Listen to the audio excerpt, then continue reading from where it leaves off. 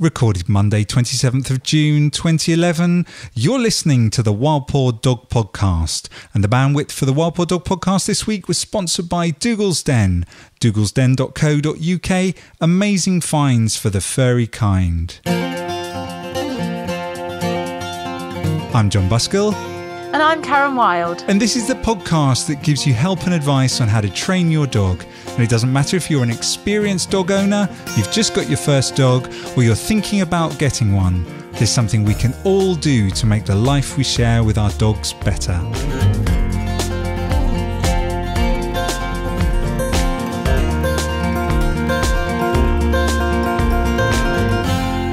In this week's show, we've got dogs in the news, we've got some very interesting stories, and we've got a lovely interview with Annabelle Giles.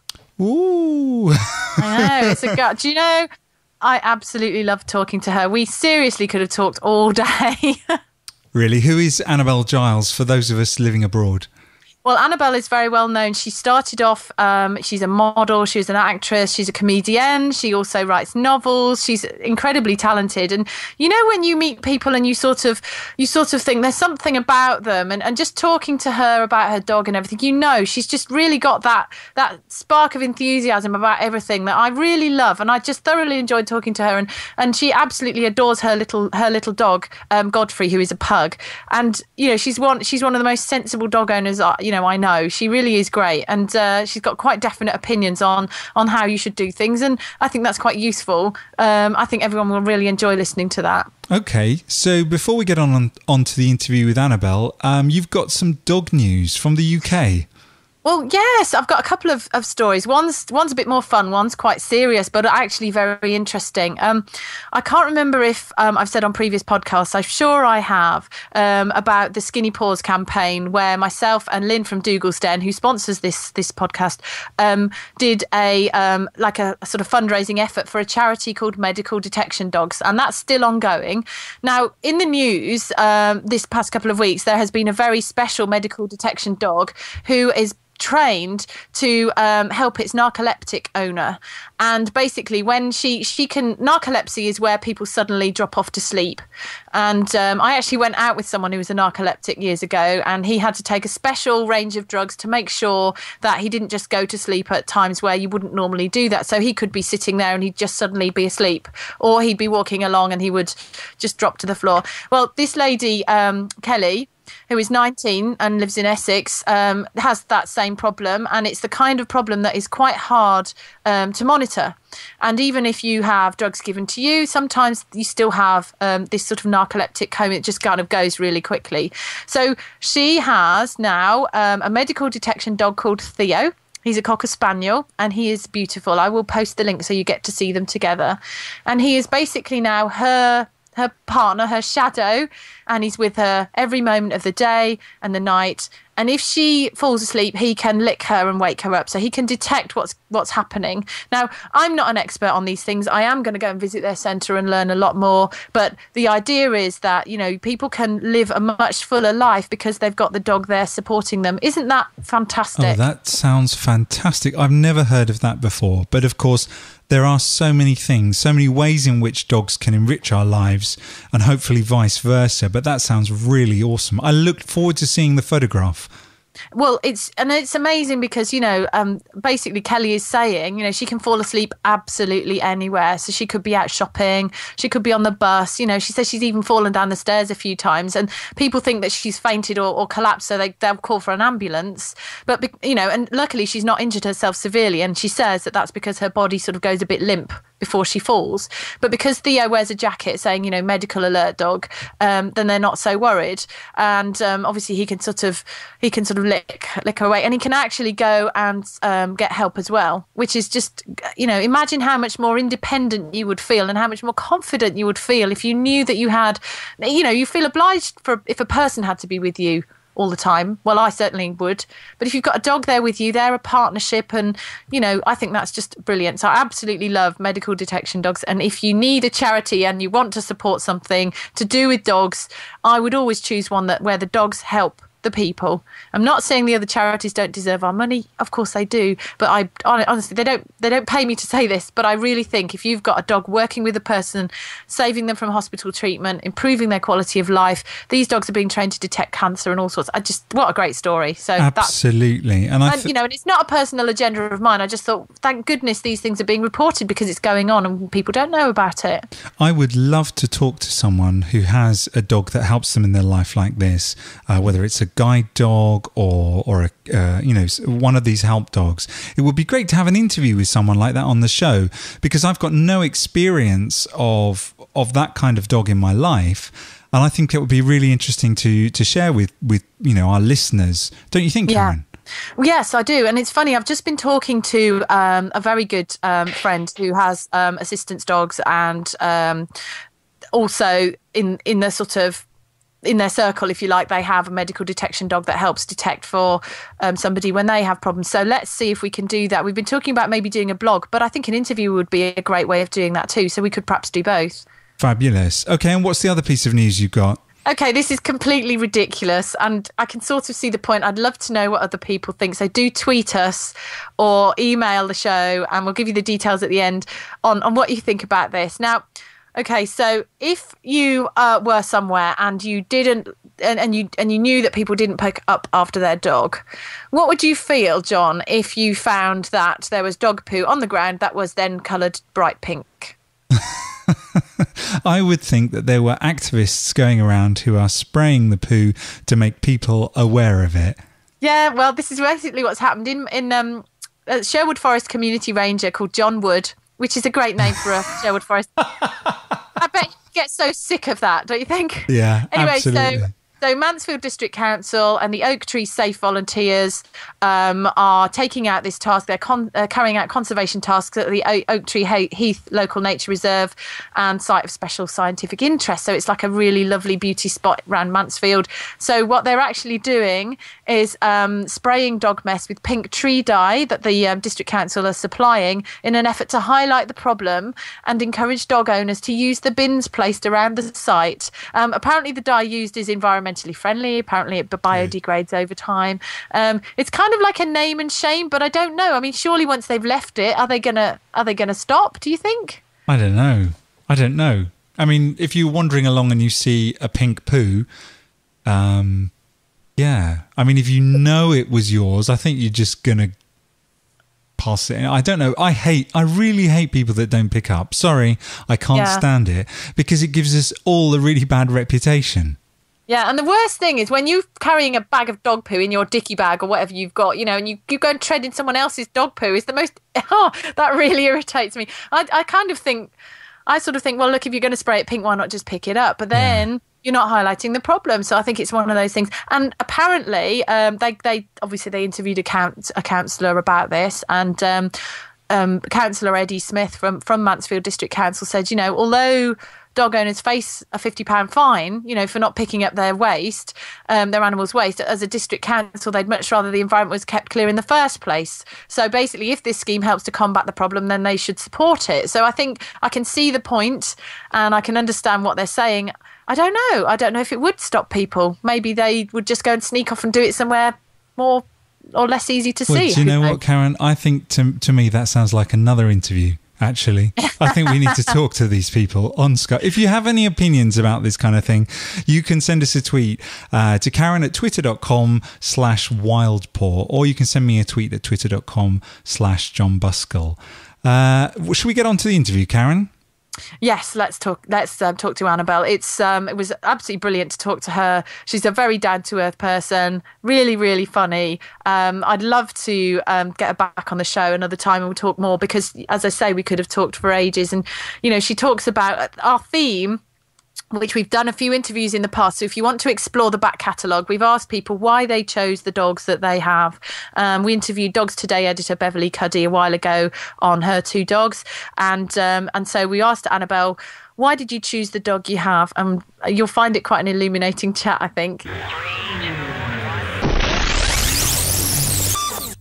So, continuing our series of interviews on why I chose my dog, we have with us today model, TV and radio presenter, actress, comedian, novelist and journalist Annabelle Giles. Hi, Annabelle. Hey, hello. Now, Annabelle, you're often on Twitter chatting away, and occasionally up pops the mention of a very special part of your family, doesn't there? Yes, my Godfrey, my baby, the baby of our family. Yes, bless him. My Godfrey, my pug. Godfrey is your pug. How old is Godfrey now? He was 2 in March, so he's about 2 and a bit, really. So he's quite a baby still then in the dog world, I suppose. He's definitely going through a teenage phase at the minute. I think he's sort of like an adolescent right now. What's he doing? I normally make him, I make him sit before he has his supper and his breakfast. I make him sit, and then he has to sit for a bit, and then I go, feet up, like that. And he's now refusing to come down into the kitchen until I'm not looking, and then he tries to sneak in and just dive straight into his food. So I'm having to pretend I'm not looking and then catching him just for it and then making him sit. So he's being a little bit stubborn. He's also doing that thing where he does, I don't know if it's only pugs that do this, but he does an emergency stop as you're walking along on the lead. Of where they sort of dig their heels in and skid to a halt? Yeah, because he's decided he quite likes the look of that lamppost. So you can honestly yank your arm out of its socket if he's not careful, you know. He just stops and goes, right, we're going to stop now. And that drives me nutty because he does it at every single lamppost. So it's obviously a smell thing then? I think his senses are a bit all over the place. Yeah, because I remember you said the other day about his eyesight not being too great. So what makes him do that? He came to us with 2 eyes. He was about 4 months when I got him because he belonged to a man before who was a professional gambler, who told me that he'd got a gig in America and he couldn't take the dog with him. But actually, I think he just got a pug and then didn't like it, because they are very stubborn and they are hard to house train. I mean, Godfrey's completely house trained now, but, you know, they are very much their own characters and you have to be very, very strong with them. And I think he just didn't really fancy having the pug anymore. So he sold him to me for a large amount of money. I mean, he's got all his pedigree papers and all that. It's all in order. And then Godfrey spent the weekend with my parents. I had to work one weekend, and my parents have got a pug called Hippo, a black one. Called Hippo? Hippo, yeah, called Hippo. And so Godfrey went to stay with what we refer to as his uncle, rather pathetically. And when I went to pick him up on the Sunday, one of his eyes had gone completely cloudy. So I said, what's that? And they said, oh, don't worry, we took him to the emergency vet. And they said it was a bit of conjunctivitis. And I said, but I can see a line across. Anyway, to cut a long story short, I took him home. It was a Sunday night. My vet wasn't open. I got an appointment first thing on Monday morning, and they said, quick, go and see Kim, who is the eye doctor, the eye vet for the whole of Southern England. He's very, very good. The next nearest one apparently is in Blackpool. So I went to take him, and he said, oh dear, it looks a bit late. But what's happened is that the eyeball has been sliced across, either by a cat or by a rose bush. And my parents say it was a rose bush, but the vet thinks it was the cat. So we did what we could. We did a graft and all sorts of things, but the eye had by that time turned to jelly. If you don't get eyes within 24 hours, you don't really stand much of a chance of saving it. So the eye went to jelly, and it had to come out in the end. Oh, poor Godfrey. No, but he was only about 4 or 5 months old, so he was still young enough, you know, to get about. But what's happened in the meantime is that his other eye has got this terrible thing that happens to pugs called pigmentation, which is just like a sort of black stain, if you like, creeping across the eyeball. And so his vision through that eye is not great either. That's just because pugs are very bad designed. Their eyes just sit. If you imagine a pug skeleton, their eyes just sit on a little tiny thin shelf. Do you know what I mean? They're not set right back in the skeleton. They're just balanced on top of the... So they get scratched, and their eyelids scratch them, and their eyelashes scratch them, and their own nose fold scratches them. And it's just a bad design, and it's just really bad luck that some pugs just don't have good eyes. And so he's now got one eye, but it's like looking through very, very dark glasses. So hence him screeching to a halt and using his nose for things is probably his saving... Exactly, and his hearing's not great either, because he can't pinpoint where it's coming from. So he gets lost on a walk without the lead, so I keep a good eye on him, and then I clap, and he can pinpoint my clapping, so he comes to my clapping. So in terms of that then, I mean, you know, do you think, you're saying about pugs' eyes and things like that, you know that there's problems in all breeds, and those would be the ones that are specific to, you know, brachycephalic breeds like him, you know, with the sort of very shortened muzzle. Do you think if you chose another that you would sort of be able to test for that, or that you would keep an eye out for it, or... Do you know what? I think it's really bad luck. Because my parents' pug is absolutely fine, has no trouble with his eyes. They're both really, really clear. And we go to a pug meet-up once a month in Brighton. All the local pugs meet up and run around chasing each other, snoring and snuffling and panting, you know, murder and mayhem, and very few of them have eye problems. So I think it's really just bad luck that poor old Godfrey's eyes just aren't in the right place. Well, especially one having an accident with it as well. I guess that's just one of those things. I do know one of my clients has a young dog that got scratched by the cat, and that lost its eye very early on, but it's compensated for it really well, and it's certainly made, you know, no difference. So Godfrey's very much a family pet, isn't he? You know, so does he really slot in with everyone? He does. Well, I'll tell you why I got him, because we've always had pugs all my life. I've had pugs. That's our sort of family dog, if you like. We had Sir Percy Puggins, first of all, and then we had, I had two called Macduff and George, and then now my parents have got Hippo and I've got Godfrey. And I knew that the pug nature is sort of unbeatable, and my son has various special needs. He's got Asperger's, which is a manageable form of autism, and a thing called XYY, which makes him very male, and all that. And he always wanted a dog, and I thought, well, I'll just wait till you're old enough to understand the meaning of being gentle with him. But I knew that pugs were fantastic for having things done to them, because my sister was very young when we had Sir Percy Puggins, and she used to, I mean, literally swing him round by the tail, drop him, you know, onto the floor, and he would just come back for more. So I thought, well, this pug will put up with a bit more than a more snappy dog would. And sure enough, he will let Ted do anything. And Ted has learned the meaning of sort of respect for an animal and all that. And they are the most greatest of friends. You know, the Godfrey sleeps on Ted's bed. They go everywhere together. And brilliantly enough, when he was little, Ted would take him out for a walk. And part of the deal was, you know, you must take him for walks as well. It's not going to be just me. So he takes him for the walk when he comes home from school. And people would stop and go, oh my God, it's a pug, oh, how gorgeous, la, la, la, la. And then when he had the lampshade on with his eye, they'd stop him even more. So Ted was forced to talk to them. And it really helped him, because he's now not afraid of talking to anybody, whereas beforehand he wouldn't talk to anyone, and he certainly wouldn't make eye contact or anything. So the pug has really had a really healing effect on Ted, I think. That is fantastic. I mean, you know, there's a little story from my end where I trained a school dog, and the school has children with special needs, and it was the head teacher's dog. It was a chocolate Labrador, and there were children in there with similar sort of situation to your youngster, and you know, the dog facilitated so much for them, and that's something that I'm really keen on, is having this kind of interaction for children, and it is a social facilitation. I'll get me words in, get me teeth in. You know, so did you find that you know, with Godfrey, did you have to do a lot of training with him? It sounds like he's got a cracking temperament. Yes, well, we tried. We went to the local dog behaviour class, and it ended up with the teacher using Godfrey to show how not to do things. Oh no! They're not brilliantly trainable pugs. I mean, I trained him to go what we call outies, outside, by rewarding him outside every time he did a wee or a poo. I'd give him a treat, which is not, I think, classic way of doing it. And then I just stopped giving the treats, but he did it anyway.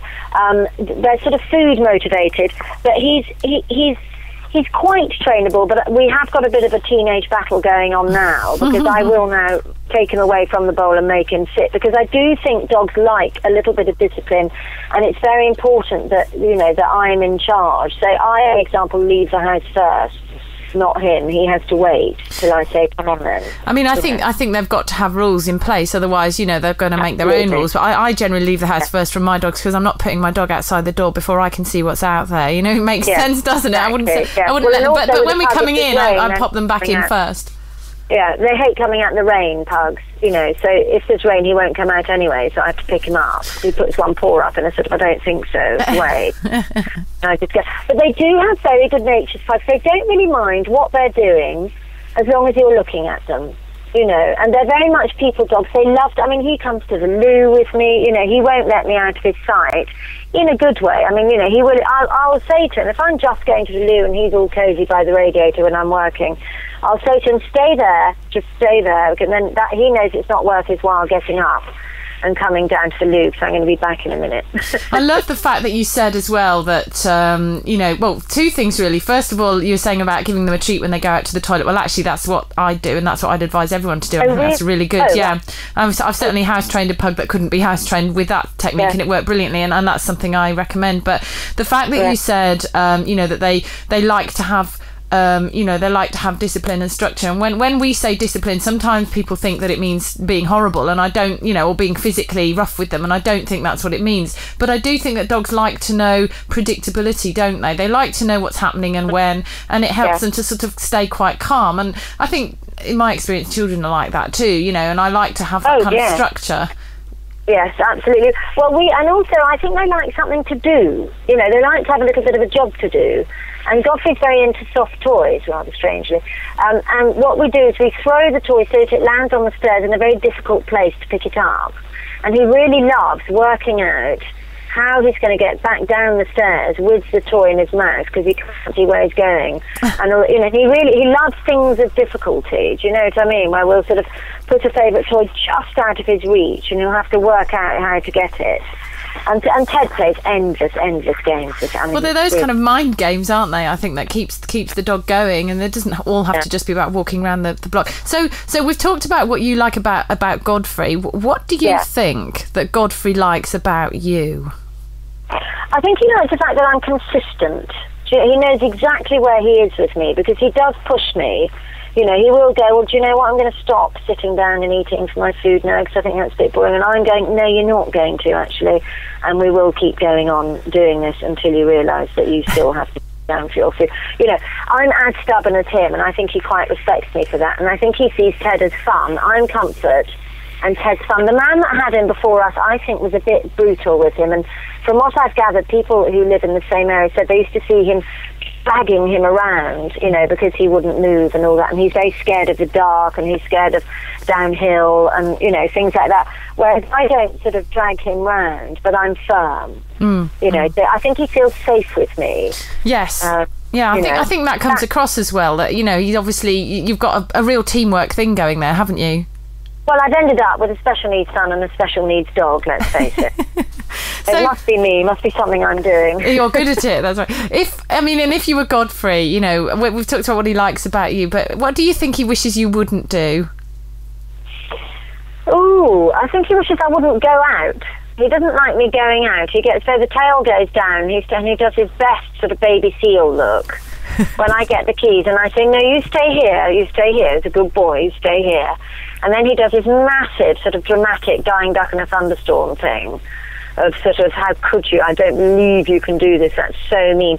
And then when I come back, he sort of turns his back, and he won't give me any greeting back at all. Absolutely fabulous. You know, we went on holiday for 2 weeks, and it took him about a month to start talking to us again. He was absolutely furious. So I think he'd like really to come with me everywhere, but he doesn't really like that because of his eye. You know, he can't necessarily see what's going on all the time, and he gets a bit freaked out, and then he just sits on the pavement, and everyone thinks it's very cute, but I have to carry him, and as you know, they weigh a ton. I was going to say, he's not really a handbag-sized dog. I don't think pugs are. They're pretty heavy things. They're like Labradors with short legs. You know, they really weigh an absolute ton. You can't really carry them anywhere. They're not. It's a shame that they've got this sort of cute thing going on, because actually they're not really cute dogs. You know, they're not handbag dogs, and they're not toys either. They're quite serious about things, you know, and they give a huge amount of love, and so they expect a huge amount back. And I always say to people who stop me going, oh my God, where'd you get it? Can I get one? I always say, don't get a pug unless you're at home all the time, because it'll just be unhappy, you know. He obviously likes his companions, doesn't he? And so, talking of that, I mean, would you? I mean, obviously, Godfrey is, I'm assuming, an only dog. Would you? Yeah. And obviously, you've mentioned your parents' dog, but you know, would you consider bringing another dog into the family? Well, someone suggested only yesterday, as he's getting a bit blinder as time goes on, someone suggested getting a puppy that would show him round.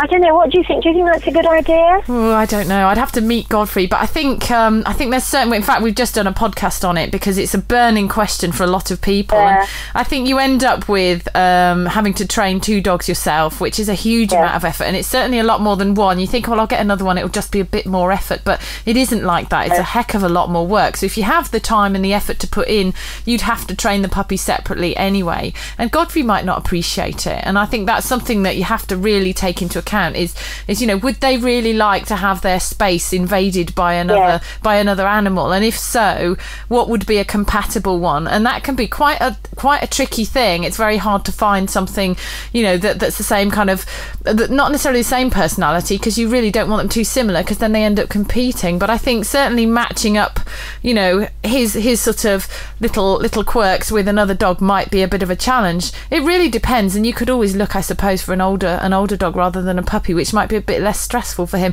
It's always a difficult one, that, isn't it? Yeah. I mean, we have had Hippo to stay every now and then, who is very much more lively. I mean, he will greet everybody like a long lost friend. Walking him takes hours because he just has to greet everybody the whole time.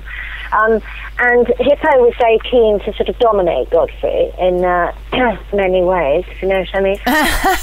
Well, Godfrey sort of stand there looking a bit like, I don't really know what's going on, as Hippo was sort of trying to turn him into a girl, or hoping he was a girl. And Godfrey, I mean, he didn't mind, but I don't think he really liked it either. And I think, you know, the thing about pugs is they are sort of slightly luxurious. You know, they do like their luxury. They like their sort of soft, fluffy beds, and they like to, you know, be with their family the whole time. And I have had 2 before at once. I had George and Macduff I had together, and it was quite hard, actually, because they both had very different ideas as to how I was going to be with them. Yeah. You do what you can stand, don't you? And it's a lot of hard work. Yeah, exactly. But I think, you know, when, God bless Godfrey, has moved on, I think I'd next get a rescue, I don't know, one of the chocolate labs or something, or, you know, a puppy farm bitch or something like that, I think next Yes, because I remember we met, well, it was at Mark's book launch, actually, Mark the Vet, and we were talking about the Labradors that were there with the puppy farming girls, and, you know, Lindsay, and they're incredible, aren't they? I mean, and those dogs are so lovely. They're so lovely, and I just hate the thought that they've never been on a sofa, they've never been inside a house, they've never gone for a walk. You know, I can't bear it. So I would love to sort of show a dog, you know, that there is another way and that you can have a nice life. So does Godfrey, obviously you have a lot of projects on now, and you're doing your writing and you have your comedy work that you're doing. Do you ever feature Godfrey in any of that? No, Godfrey is a sort of Twitter star, really, I think, you know, because I often say I'm going out that I've got a fierce guard dog, and then I'll tweet a little picture of him on my bed with one eye. And everyone goes, oh, he's really gorgeous. But yes, I don't think, I mean, the thing is, he's not that adaptable, to be quite honest. He gets very anxious. Like, we go on the same walk most days. We have 3 walks that we rotate, and at night we go on exactly the same walk so that he doesn't have to worry about where he's going. Do you know what I mean? We do exactly the same lamppost in the same order so that he can relax and know where he is. And I think if I was to start taking him to work, or, you know, he doesn't settle terribly well. He gets a bit worried because he can't really see or work out what's going on. So he's not going for a Paul O'Grady sat on the desk with, you know... But the other thing is pugs are completely distracting because of their breathing, you know, that doesn't hurt them, but that awful, you know, everyone can't really quite focus on what they're doing. Yeah. Because there's a terrible snoring old man in the corner. So they're very distracting, pugs, you know. So he's basically a star in his own lounge, and with so you. I think he likes a small life. He seems to like it, you know, knowing exactly what's happening. He's not a brave person. No, I mean, I met Pippa and Buddy, who were on Britain's Got Talent. She sings and the dog sort of howls along, and we met them the other day, and it was so evident that dog is so okay with being, you know, in different places and passed around. And I think that's something that we always have to take into account, even with our own pet dogs, is, you know, when you take them somewhere new, sometimes it can be hugely stressful for them, can't it? Well, I took Dobby on a train when he was really young. I thought, you know, I'd love to have one of those dogs that just sits under the chair and settles and goes to sleep. But he's just never, ever been like that. And I thought, no, he's clearly just a homeboy. You know, he just likes to just sort of sit around on his sofa where he knows where he is. It's just so lovely to hear you talk about it, because you obviously you know him so well. And I do find that, you know, and when we chat on Twitter and other people chat to me and they're sort of talking about their dog, that they go through exactly the same feelings of, you know, knowing their animal, knowing their dog really well, and then the same old guilt thing, and the same, well, they're getting a bit pushy at the moment, and all of those things that really make up a good companion, don't you think? Yeah. Oh, I wouldn't be without him now. It's funny, because at first, I mean, when I first got him, I went into complete crisis. And I would say to anybody who's getting a puppy, I would pass on this marvellous piece of advice that the florist, actually, I was walking past the florist and he went, how's it going? And I went, oh, God, you know, it's a bit, I don't know. And he just said, let me pass this on to you. It's only a dog. And I went, oh, God, yes, of course. Because I was thinking it was a child, you know, that needed proper manners. And, I mean, they do in a way. But I was being too responsible about it. Too responsible and not enjoying it enough. And then I suddenly thought, oh, yeah, God, it's a dog. It's a dog. You know, this is brilliant. Of course, it's a dog. So I teach it how to do things. And I'm not controlling another human being. I'm showing a dog how to get on in the world. And there's a difference. You know. I think that's fabulous perspective. Well, Annabelle, it's been terrific having you on the podcast. Thank you so much for coming on. Thank you for having me. I feel honoured to have been asked. And we shall get some pictures of Godfrey up on the blog as well, and put it out on Twitter so that he can, you know, he can have his moment of glory. Oh, bless him. He is lovely. Oh, thank you so much. Thank you.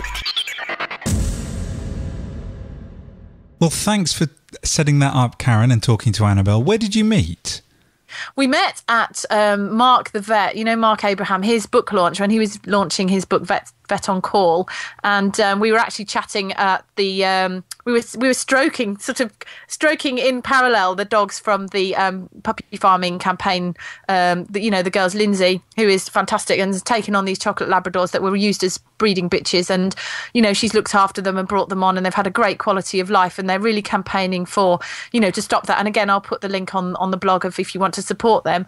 And so we were sort of there stroking the dogs and kind of, you know, comparing opinions on that, which is why she talked about it a bit in the interview as well. And I don't think you have to be soppy over dogs, do you, to really care about them? And I think there's a difference, isn't there, between people who think, oh, you're a dog person, that must mean that you're some kind of nutcase.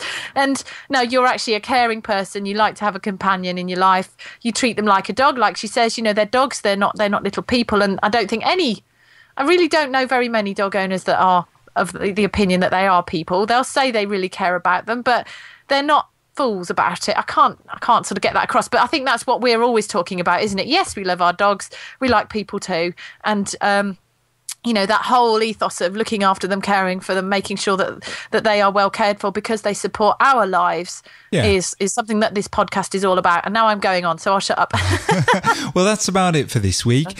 Before we go, I'd just like to say, as a special reminder to everyone, now that the season's getting warmer and warmer, well, certainly here in Europe, please remember not to leave your dog in the car. You know, this is just something that you shouldn't be doing, even if it's for just a very, very short time. Now, I know that if you listen to this podcast, you care about your dogs, but even still, we still see people who leave their dogs in the car. They're just popping into the mall to pick something up. Your dog can dehydrate, can die very, very quickly. So please don't do that. Don't you agree, Karen?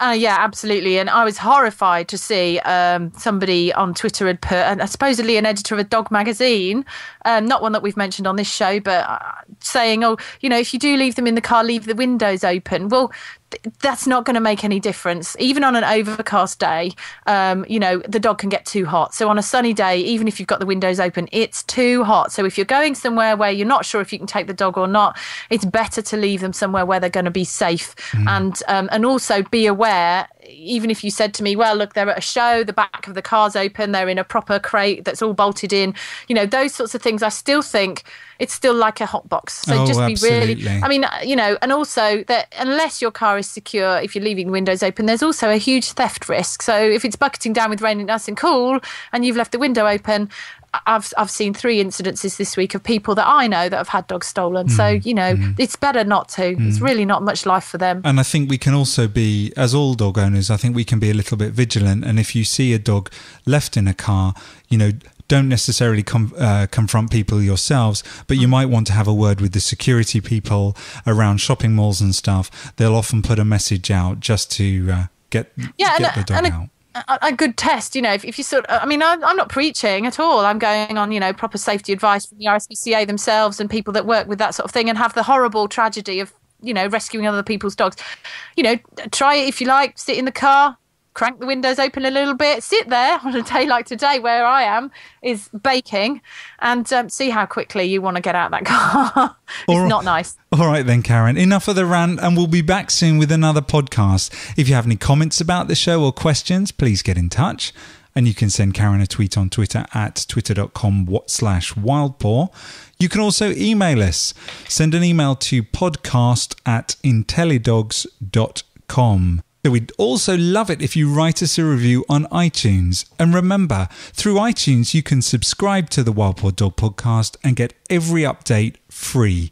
So you don't have to go looking for it and pressing things to download. And if you're looking for more in-depth training advice, why not go along to Karen's website and build your own dog training manual that's tailored specifically to training needs.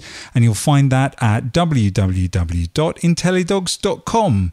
And if you'd like to get help with web design or online marketing services, including podcasts, just drop me a line and you'll find me at jontusmedia.com.